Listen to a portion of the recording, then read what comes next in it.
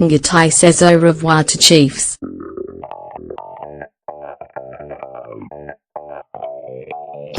Ngatai says au revoir to Chiefs.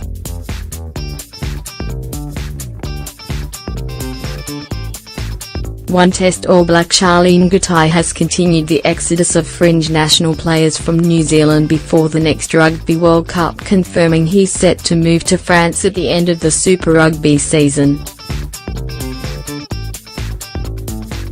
The 27-year-old, whose only test for the All Blacks came in 2015, appeared set for a long stay in the team after the last World Cup in England, but suffered a concussion in early 2016 that kept him out of rugby for over a year. I'm likely looking to head overseas, and more likely over to France, at the end of the season, Ngatai told reporters in Hamilton on Tuesday. The Chiefs centre has recently been linked with a move to Toulouse and Lyon, but he said nothing had been settled as the contract was still being negotiated. It's one of those ones, so we're still working through that, and hopefully in the next few weeks it can be finalised, he added.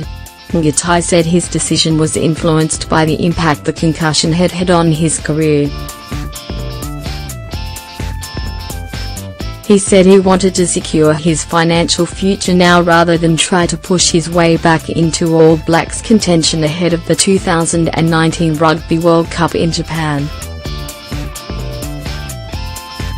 That's another reason why we look overseas as well. You never know when your career's going to finish, he said, adding that the depth of talent in the All Blacks midfield would make it a challenge to break through.